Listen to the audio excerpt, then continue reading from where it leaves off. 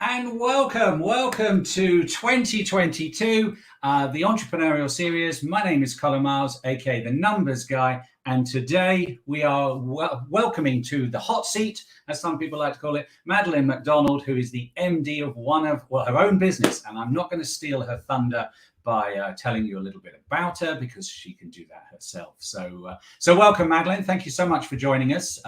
Thank you for having me. No problem. Appreciate you being with us and stuff. So let me explain a little bit to the viewers who are perhaps new to us today, and also a little bit to the people joining us again. So welcome to what I'm calling the Miles Better Conversation, the entrepreneurial series. My name is Colin Miles, aka the Numbers Guy, and in this series, I look to interview a variety of business owners from around the world. And today we're coming live from London, as well as South Carolina. And we hope to have them reveal what drives them and how they approach their individual businesses.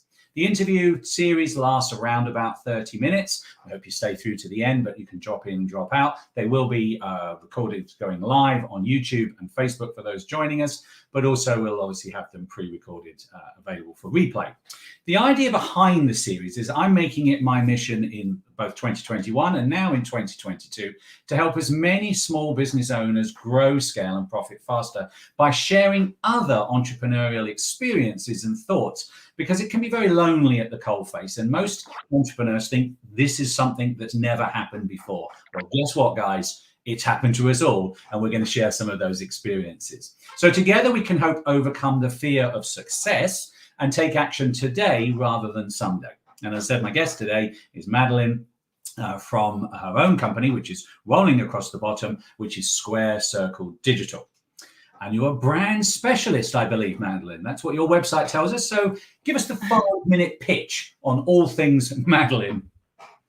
Yes, so Square Circle Digital, that's the little business that I run. It's a marketing agency in the very broadly speaking.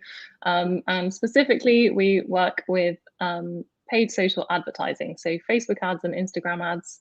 That's what we specialize in. And we also offer a couple of other things in the digital marketing world, but always related to paid social or kind of complementary to paid social.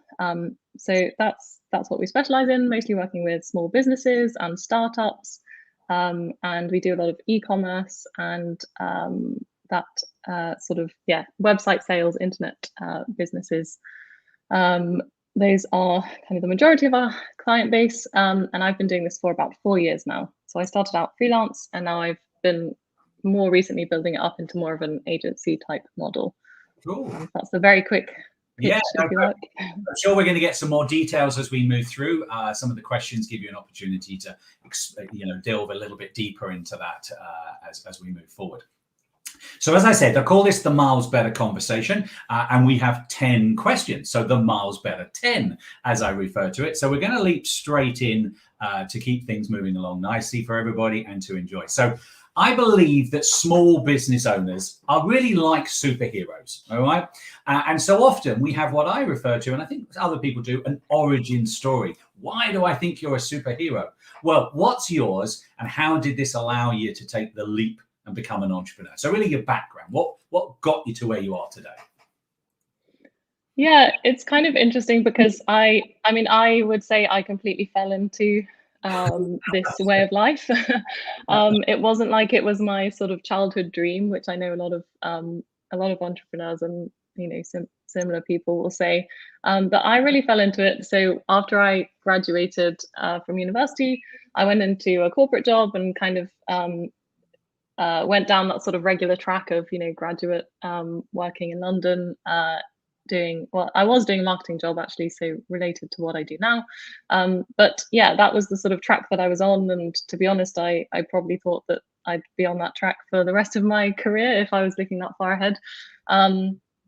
Yeah, so I worked in a tech company. It was very interesting. I did a lot of different roles, and I learned a huge amount about all things business, startups, and even tech, which is interesting because I was a languages graduate, so not sort of super related to what I ended up working in, but all very interesting stuff. However, after a few years doing that, I just kind of wanted to be independent. I think I wanted to go my own way a little bit. and I left the job to do a master's. So I kind of had a bit of a break to consider where I was going to go in life. And yeah, I think I pretty much just stumbled on this concept of self-employment, and I stumbled on some communities online and some people that were kind of making it work. And for example, people who were traveling a lot whilst working, the sort of digital nomad type idea, and other kind of related things. So I stumbled on these communities and these people, and yeah, through that and through some contacts and friends who kind of encouraged me to look for different avenues to kind of make my own way, that's really much how I got into it. So one of the avenues that I was seeing a lot was people doing online advertising, and that's pretty much what I do now, I guess. So I started to learn Facebook ads, and started to try to find business, find clients, and obviously refine my own skills in that area, and drawing on the experience that I already had in the corporate world, sort of meshed them together, and ended up being able to remain self-employed and now sort of bringing it into this brand that I have, Square Circle, and the sort of little sort of agency model that I have. So it was very much, I stumbled upon it, I think, and but I think just persisting through, the first difficult years, that was probably also key to, to getting to the place that I am now, which is, a bit more comfortable. So yeah, stumbled on it and just stuck with it. But I think maybe the main thing was that I stuck with it, rather than that I had some crazy idea that I was going to set up this amazing thing. So I think every journey is different, but that's what mine is. How did you come up with the name? I mean, obviously, I'm guessing the circle inside the square. There's obviously something there, but it's an interesting name. So I think that there's this concept of squaring the circle, which I think is a sort of mathematical / philosophical concept, and it means it's something that you can't do. It's like an impossibility, and I sort of remembered this concept from my university studies. So I studied modern languages, and I did a lot of foreign literature, so French and Italian literature. One of them was this amazing medieval author called Dante, Italian, and he talks about this concept, squaring the circle, right at the end of his work. So I think it just sort of had stuck in my head, and it was this idea of doing something impossible. And so I think that's something that's quite nice to at least try to do difficult things and overcome obstacles. And so it was partly that. And then obviously it lends itself to a visual representation of sorts, even though it's something that it was not supposed to be able to represent.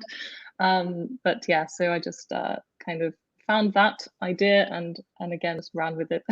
And often, obviously being the numbers guy and working with entrepreneurs, they all say, well, how should I come up with a name? Well, sometimes the name can be just literally what you've just talked about, something that resonates with you, because if you can get behind it and can become passionate about why there is that, the origin story and the background to it, well, then you can run with it, and that then you own it. As if you try and come up with something that's artificial and not that isn't, is forced, well, it comes across that's forced, isn't it, and stuff. So and then again, a bit like trying to jam a round peg into a square hole, or vice versa, to carry on the square circle. But so interesting. So it's good that there's an origin story, and I'm sure, I had a quick look on your website again this morning, and that some of that gets explored, your history. I know you went to Oxford and you were a language student. So I think my tip on that, and really the point of this for other entrepreneurs as to what are these questions relating to, is you need to think about what is your origin story, because it's a powerful message as to why you ended up doing what you're doing, because it creates credibility, in my opinion anyway. Certainly that, if someone said, well, why did you do this? Well, when you're in this day and age of you're in social media, it's all about the social, isn't it? I mean, if we didn't share our stories, then people don't understand.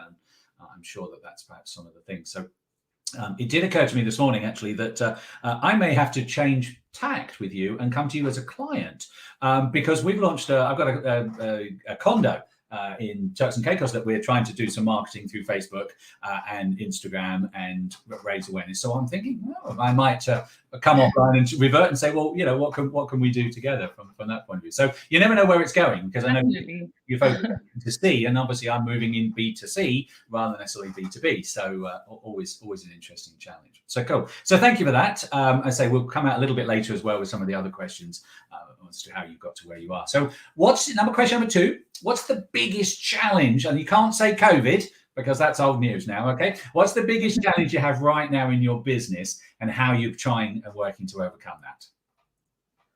That's a really interesting one. I think a lot of business challenges are actually just personal challenges, and kind of issues that you have with yourself that you're trying to get over. So maybe this is one of them, but I think maybe one of them is just figuring out how to expand and let go of control. I think when you start out as just yourself, like a solopreneur kind of thing, which I did, you're used to having control of everything and holding the reins very tightly, probably. And your business is your baby, as they say. So it's very hard to, I think it is hard to kind of contemplate letting go. But at a certain point, if you want to expand, you have to take on other people and, you know, build out a team and figure out how to make that all work. And that means letting go of a bit of control. So I think I would say, yeah, reducing my controlling tendencies is probably something that I'm going to try and figure out in the next few months. No, and that is a classic entrepreneurial challenge. I mean, it probably is the biggest one as to how to move from being that single person that did everything, and you only have 8 hours a day. I mean, okay, there are 24 hours, but you have to sleep and all the other bits. And even if you say, well, I work 24/7, there are only 24 hours in the day that Madeleine can apply. And I know that you and I have been working together to move you slightly towards this agency model where you're using other people to deliver, but also allowing you to have the control. And that comes down to systems, I think, is probably systematizing and sort of probably downloading your brain onto, you know, processes and software and technology. But it's, I guess you then have to take the time aside to do that, and it's then you do it once and then it's done, right? And then someone else can sort of take it over and use your processes. Correct. So I think, yeah, that's the point that I'm trying to breach, let's say. And I think my tip on that would be calendar management. I mean, really, it's a case of, you know, our days are so busy. It's a bit like today. We both so appreciate you carving out some time today, you know, and I've booked these in and have the slot and go, okay, that's when I'm going to do it. And the prep work is before, and it becomes a calendar time. And I've found that even, you know, as a very powerful tool, that, you know, modern calendar working and blocking it out and saying, no, I'm not. Now, sometimes those times will get stolen. But if you go, you know, when I wrote my course, I had to spend so much time. I had to almost block every afternoon between 4 and 6. I'm working on elements of the course because it was so big. I mean, I sat down and went, gee, I'm never going to get this done. And it was like weeks. And then, you know, that procrastination starts kicking in, and I'll do it tomorrow. And then I'll put away the whole day. You can't put away a whole day. Your life just gets, you know, you've got to earn some money. So you've got to do some work. So, you know, it's that practice and stuff. So cool. No, I think that's a common challenge, and I'm pleased that we're, you know, here to help from my perspective when and now I can. So cool. So number 3 is obviously about developing and moving forward. So how do you continue to learn in order to stay on the top of your game within your role and your industry? And particularly, I'm interested to understand about the Facebook algorithm and the way that they keep changing the data, and the Apple change with ISO 14, and how that probably has dramatically changed your latest challenges. I've somewhat led you down. You don't have to answer that question if you haven't. That's quite a big question, but no. Well, in general, staying on top of things. So I'm in a few online communities. So specifically, some Facebook groups, and then some kind of Slack groups that relate to specific organizations that I'm part of. So that provides. It keeps me updated in the sense that there are so many other people in these groups. You know, they will have the same questions as me, so they will potentially pose the question, other people will answer, or I'll be able to chip in. We can share knowledge, but that's been a big way that I share knowledge, learn from other people, kind of stay updated as well, because people will talk about like the news in the industry and things like that. So that's really been a huge way. There's a couple of like notable ones that I'm part of. One is marketing kind of broadly, and then the other one relates to Facebook ads very specifically. So so yeah, that's been very helpful. So just being in communities that are valuable and offer value. Actually, both of those communities that I'm part of, they do events and things like that as well. So a lot of the time I'll tune into an event. And most of them have been on Zoom recently, of course. So it's kind of easier than ever almost to keep up with learning. So that's been super helpful for me. It's all just been online. And learning from other people. I think learning from your peers as well, that can be pretty valuable. And then you're sort of you're making contacts, making friends at the same time, and it's quite reassuring almost, I think, to learn from a peer rather than someone who's kind of above you or further ahead from you. That's useful in its own way. But I think learning from peers is quite reassuring, that you're in step and you're on the right track with things. So those have been some really big ones, and they have helped. I mean, the Facebook ads community was pretty helpful on the changes with iOS that you mentioned last year. Although I think it's fair to say that a lot of people in my industry are quite confused about it, probably myself included. I think maybe it hasn't always been communicated super well, like what's going to happen. So there's been a lot of uncertainty, and a lot of that has been a question of like just trying to ride it out and deal with like the changing environment, deal with changing ways of working. Like my way of managing ads has changed a lot because of the way that has just impacted everything. So yeah, lots to keep up with. And also, I suppose you have to realize that at a certain point, learning is important and it goes a long way, but you can learn a lot on the job as well, and you also have to execute. So I think you can't get blocked by thinking that you don't know enough or you haven't learned enough. Right. I think a lot of the time you just have to kind of push through and do the best work that you can. Yeah. Cool.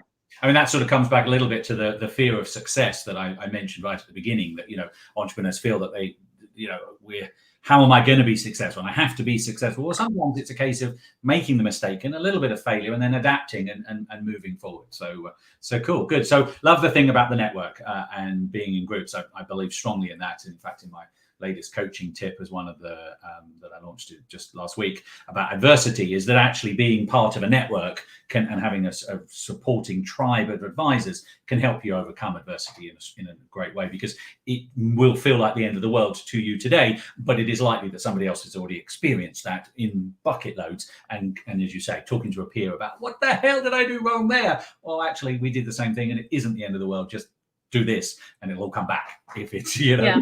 I always think about something. When I first took on a client, I deleted over 1,000 transactions out of a thing, and I had no idea I came back. And I went onto a network, and they said, "Oh no, they're all backed up. You just have to do restore, left click, right click. A little hidden trick, and they all pop back up." I'm like, a bit like the ISO. What actually is the changes, and people don't know unless you share it. So the hacks, I think they're called nowadays, aren't they? So cool.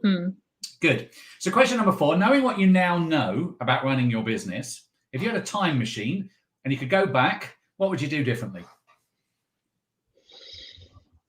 That's a really good one. I think, I would definitely find community quicker. Right. So I think I was a little bit afraid to kind of get too much into community. Probably I had some imposter syndrome or something like that, which again, I know is very common for people. So I think I would just, get stuck in more sooner, because I think that would have just helped me. Again, if I had a problem or if I needed moral support, often it's the moral support more so than the actual brainstorming that's important. But so having communities sooner. I think just trying to be less afraid of things in general. So less afraid to reach out to potential clients or prospects, less afraid to just get stuck in and, do the work and execute, even if it's imperfectly. I think you can just hold yourself back by your own sort of barriers in those respects. And I think, it's hard to get over that if you're kind of in the middle of it. But if I had to tell myself, that's what I would probably have said. Again, being a business mentor, that's one of the messages we often talk to new clients about when you're coaching. Very easy to say, but also very difficult. Because we've all been there. And often the case of choosing to become the entrepreneur is because you don't want somebody telling you what you have to do. You feel you know what you're doing. But of course, that makes us, jack of all trades, master of none type situation. And it's very lonely at the coalface of being an entrepreneur. But you almost have to go through that, I think, is in some cases. But it's how quickly you can go through that to come out the other side. Yeah. And your comment about perfection is true. Got to have, when I get a new client, and they're like, oh, we can't launch anything yet till we've got the website and we've got the marketing and we've got the procedures. And I'm like, well, how are you going to earn any money? Oh, no, I can't do any of that until it's, well, no, it's a stage. Yes, they're all part of it. But, it's you've got to get out there. You've got to put yourself out there and expect to have some pushback. Yeah. Learn from it, won't you, and stuff? Because just because what you think is perfect, the marketplace won't know it's perfect until you test it, until you put something out there and they go, that's rubbish, and you spent months and it's like, does nothing, so cool. Good. What do you think are the leading qualities of makes a great entrepreneur? What do you think, what would be your perhaps some tips to makes a good entrepreneur, or who do you look up to as a good entrepreneur out there? I think it's a funny word for me, because I think when I think of it, I still think of, someone like Mark Zuckerberg or Elon Musk, like the huge, tech billionaire types. But of course, it doesn't have to be just those types, which are like 1 in a million or whatever. But I think when I think of someone who sets up a company that really does something super different and kind of creates their own niche, I think that you need a huge amount of self-belief, almost like on the verge of delusional self-belief, to kind of push through that idea and like create the niche or create the demand for what you are trying to sell. So I think that's what I associate with those kind of huge players, if you like. But I do think that can be valuable even like on a much lower scale, like where I'm operating, let's say. I think that having self-belief, having confidence in what you're offering, that's probably a pretty important thing. I think if you don't have confidence in yourself and what you're offering, then your clients are not going to either. So I think that is definitely something to learn from those types. Yeah, self-belief. I think there is something about originality, which again, I don't think that every entrepreneur has to do something as original or as different as those huge players again. But I think that probably every business has their own angle, like within the marketplace, and their own differentiators. And you actually might not really realize what they are until later. But I think it's a quality that you have to have in some capacity, like to know what you're doing that's slightly different, or to know what you're doing that would add slightly different value to someone else. Okay. And that possibly comes all the way back to the sort of your key message and where your origins come from. How did you get to, what did you said you were doing languages at university, and now you're in marketing, which, some people might go, what's the connection on the top level? But I'm sure there is, as you talked about the Dante circles and the understanding how language has evolved, because modern language was not modern, it was old language. And then, and I'm sure that if we delved more time, that actually that's probably some of your origin story and your message is coming across as, well, what I learned there about languages resonated with me and how I can help somebody else learn a new language. I mean, Facebook advertising is almost like a new language, isn't it? Is perhaps, if I'm grasping at straws here for you, but that's the sort of the thought, I think, that, Yeah, there's definitely connections. Yeah. So cool. Good. All right. So I believe life's a journey. And so we're looking for some advice for you, for perhaps somebody new who's thinking about becoming an entrepreneur. And the reason I use the word entrepreneur is really it's anybody who's not in a paid job, because you haven't put yourself out there, because the moment you stop getting that paycheck, the only person who can generate the next paycheck is you, isn't it? So hence I do believe we are all entrepreneurs. We're taking on that risk of knowing that if we don't do something, nobody's going to pay us in that situation. So what would be the best advice on how they might avoid failure? What is that taking the leap, really? I mean, that's really the thing, because, a lot of people would love to do it, but they don't do it. So what might be your advice about if you do take the leap to try and avoid failure? Failure as in not being able to generate your paychecks and having to kind of give up the whole thing. Yeah. Well, I think you have to be very, very realistic. and I think you have to know that it might well be very hard for some time. So I would probably say to someone considering it, just make sure that you're not sort of jumping out into nothing. Like have some kind of safety net that's going to take you through the difficult bit, let's say. Yeah, so I would say, yeah, just be realistic about that and understand that. I mean, maybe you're going to be some kind of prodigy who's amazing at everything and makes $1 million in 3 days, but it's unlikely, is it? I mean, but just yeah, apart from those rare cases, just being realistic about the fact that so many people have a hard time when they start out. So just be prepared for that. And then I think I would say to be prepared for like the emotional ups and downs and the lack of security, because if you have a job, which I did before, and many people will have, you don't know what it's like to not know whether there's going to be a paycheck. So just being prepared for the emotional ups and downs and being comfortable that the downs will eventually kind of go up, most likely, if you keep plugging away. Rises, doesn't it? As yes. Yeah. So yeah, and it's I don't know if it's for everyone, that sort of lack of certainty. Yeah, no, and just to be sure that you're like happy, comfortable existing that way. Yeah, but I also think that comes, I mean, that's going to lead on nicely into my next question about, it can be very lonely, I think, as an entrepreneur, because you've taken that leap. And how do you, so how in your situation, and we'll come back to that, how do you overcome that feeling of it being, emotional roller coaster and the loneliness that sometimes happens? I mean, you've touched on it a little bit by the network stuff. So it's somewhat, we've already answered this question a little bit, but is there anything specific you might like to share? So apart from the network, gosh, I don't know. Wait, repeat the question again. I think something will come. We've somewhat answered it from earlier. The question is, it can be very lonely as an entrepreneur, and how do you overcome this feeling? I think experience of getting through things can be very helpful. So, and I think that applies to lots of the things we've talked about. So it applies to the conversation about like self-confidence and self-belief as well. Once you know that you can do something, then I think that fuels you for the future.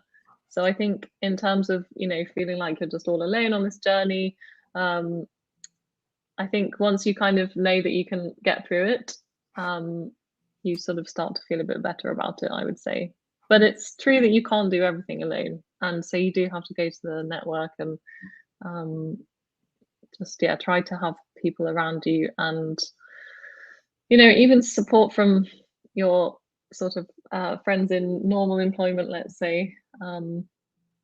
Just sort of don't like isolate yourself. I think that can be a temptation. Okay, lovely, good. So we've talked about entrepreneurs being master of, jack of all trades, got lots going on all the time. So my next question is, what's your approach to juggling the many plates that we have to spin when running a small business? Because you've already mentioned, you're also trying to give some of those plates away, but you can't just ignore them, can you? Because they're going to think. So what's your approach so far? What perhaps was your approach, and where might it go? So just, Yeah, definitely trying to bring people on that can help you to juggle the plates and handle things, especially things that you're less expert in and which they might be more expert in. I think that is important. And then I suppose just being aware of your best ways of working, let's say. So for example, you might know that you work well on creative things in the mornings and you don't work very well in the afternoons, but maybe you get a second wave in the evening. I think I've just described myself actually. So, so it's just making sure to sort of schedule your work for the times that you know that you're productive, for example, in the day. Just knowing yourself and knowing how you work best and how your day kind of goes and your schedule, and just making sure to put things in the right boxes. I think that's been very important for me, because obviously you start out, you don't have a schedule at all. No. So you have to kind of you have to make your own. But just having the discipline, knowing yourself, and sort of matching that up together. Makes sense. Makes sense. And I think that's a great tip about actually, when are you most productive? Because if you're most productive on this, then let's do that then, because that will reduce the amount of time you have to start doing it. You're right. Completely.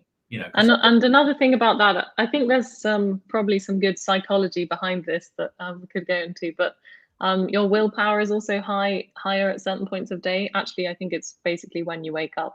So if you have things that you let's say the creative work, do it in that time when you're productive. But also things that you don't want to do, or difficult tasks, or stuff that you're putting off, do it when your willpower is high, which is the morning scientifically, I think. So I think there's a lot that you could bring into that. But no, but that's also an important thing, that, as you say, do things when you're playing. I use a coaching technique called playing from a 10. And that actually external factors, your skill base doesn't change really over the day, but your attitudinal approach, your willpower, to use your word, does change through the day as external influences happen. If you get a crappy email come through that's not what you really wanted, don't then start trying to do something creative at that point, or something that's very analytical, because your mindset is going to be totally in the wrong place. You'll be and then you make more mistakes, and then it rolls through stuff like that. So no, good. I like that. So almost coming to the end here. So thank you for your time and some really great insights as well. So tech is becoming more and more vital in running a small business. We're using some tech here. I'm sat in South Carolina. You're sat in London. You're my client as well as a guest. I look after your accounts. I'm in another country. And we're doing that through tech. I couldn't set my business up. I set up in 2014, and it was because of tech that allowed me to do it. The internet, the ability to have shared files, all that type of thing. So tech is very important running a small business, from my perspective. What is your top suggestion tech for entrepreneurs should be using? What do you think? I don't think I know what you're going to say. Facebook. But is there a piece of tech that you swear by? So I have a very good email client, which I think simplifies everything, but I think that's probably quite a boring recommendation. So one that's amazing for marketing and all things marketing is called Zapier or Zapier. I'm not quite sure how to pronounce it. And what it does is it sort of integrates all the different marketing tools and tech that you might be using, and allows you to, integrate them, pass messages to each other, make them work together without you having to do a lot of manual work or any sort of coding or anything. So I think that is an amazing tool. It will allow you to do things like send emails automatically when someone, let's say, fills in a form on your website. All sorts of many use cases, which are just fantastic. So I think that's a really good bit of tech. But that is specific to marketing, not to all entrepreneurs. No, but it's all about automation, isn't it? I think is what is probably what that. Automation, exactly. Go back to the spinning plate situation. The more that we can automate, the more that we can actually have something do it either for us or nudge us when it's to doing. I think that helps us but on the other hand, I suppose that can also make us feel that we can do more and more ourselves, when actually we perhaps should. I mean, do you make? They're called Zaps, aren't they? I believe from the Zapier. Yeah. Do you, for your clients, do you create the Zaps? Is it so? If because I know about them, but they're like, I think the only one I ever used was to get my linking of to try and get my Instagram account to talk to Publer, which is a social media publishing thing, and they walk, Jesus Christ, this is like, because I'm not in that, and I'm like, no. So I think I've only got one account. It's supposed to be easy, but I think occasionally there are some slightly more complicated bits. I mean, it's supposed to help you automate, and it certainly is helpful for a lot of marketing. And yes, I have set that up for clients occasionally. Another interesting thing it can do is like fill Google Sheets. So for example, again, if you have like a form that someone's filling in, or a type form or some other thing like that, it can send the responses to a spreadsheet. And I mean, I think there could be use cases outside of marketing, actually. I would say another thing that's a simple hack is turning off notifications on your phone. I think that's a great hack for anyone who wants to focus better and not be distracted all the time. So I have used that to good effect the past few years. No notifications. And I'm nodding my head, because only this week I turned off one of the notifications on on the social media, because it's just driving me insane. And you get that, you look because you know there's going to be, and most of the notifications are rubbish. You know, they're not what exactly. You feel I might miss a lead. Well, if you come back to the calendar management, put some time in when I'm going to go and check, maybe once a day. And there's the old adage, isn't there, about not checking your emails first thing in the morning, or only don't let your emails drive you. Now, there's different approaches. My personal approach is that on my screens, I've got all my messages up all the time, because I want, one of my USPs, as you well know, is that if you've got a question, it's urgent for you, and therefore I need to be able to solve that quickly so that you can move forward. So slightly different, but that's a message rather than, as you say, John. I let through, WhatsApps and calls, but not, something from Instagram or something from a random app that I never use, because that's just kind of unnecessarily like bringing me out of my focus into looking at this useless thing. So I found that quite good. So no, good useful tip about pinning for the pen and stuff. And so the final question of the Miles Better 10, and we thank you, as I say, so much for your time and stuff. It's a fun question, really. We do it to try and get a little bit of insight into you as a personality. So what's your favourite movie and why? So I think this is going to be quite embarrassing, but I'm just a very nostalgic sort of person. So I'm just going back to my childhood and Sound of Music. That's it. Cool. Oh, cool. We won't ask you to sing, so don't worry, Madeleine. No, I'm not going to sing, but it's based on a true story, and the book's quite different. And it's this family had a really amazing story, fleeing the Nazis and emigrating to America and all sorts. Anyway, it's a great film in my opinion, and it's based on a good story. Right. Cool. Fantastic. So appreciate that and stuff. So thank you. I really want to thank you, Madeleine, for taking the time today, and as I say, one of the many spinning plates, to share your thoughts and ideas and some tips. And there's certainly been, I think, some really useful tips as somebody who's been an entrepreneur for a few years now, and how that can help other people. Your journey of how you obviously transition from full-time to running your own business is also a powerful message that, if you believe in yourself, as you said, and you get your network around you, you can really make those powerful decisions. And the insights and tips have been really helpful. I'm sure that those will help the viewers and listeners feel that they're not alone out there, is what I would say. Obviously, guys, if you'd like to find out more about Madeleine and her approaches to brand marketing and helping you with your Facebook ads, etc., and as I've said earlier, I'm probably going to come offline and go back online and talk to you at another time. The website's been strolling along the bottom, squarecircledigital.com, and please do check that out. Is there any free resources on your website that's worth going? Is there any ebooks you have that people can download, or just reach out to you and make a connection? I'm afraid there is nothing downloadable, but yeah, I'm always happy to kind of make connections, make friends, so to speak, in the entrepreneurial world or the marketing world. So do reach out if you just fancy a chat, or you want to have some advice even. I'm sure I'd be quite happy to share. So yeah, get in touch on the website. No worries. I'll also put the link into the comment boxes on Facebook and YouTube, so anybody coming to see this afterwards can find it as well. So once again, thank you so much for your time, Madeleine. So thanks for having me. No, that's right. So I wanted to thank obviously all the listeners and viewers of this episode of A Miles Better Conversation. We'd love to hear your thoughts and comments, as well as perhaps sharing this conversation on your social media feeds as well. We'd love you to check back soon for the next episode. I think the next episode's in a couple of weeks' time, as we look to interview more people from around the world. Of course, if you, a viewer, would love to be on the hot seat, then for the next interview, please just comment below or drop me a message. As I mentioned at the beginning of the program, I'm making it my mission to be as helpful, to help as many entrepreneurs in 2022. And I do have an ebook, because I can plug myself here. And I'd love you to claim a free copy of my, there you go, Accounting is the Language of Business, A Miles Better Translator. It's a 42-page guide on all the key phrases and words that accountants like to use that really, as an entrepreneur, you should be fluent in. And you can get that by visiting letthenumbersdecide.com, which is also my showcase page for the new course, business course that I have launched. So we thank you once again, everybody, for your time.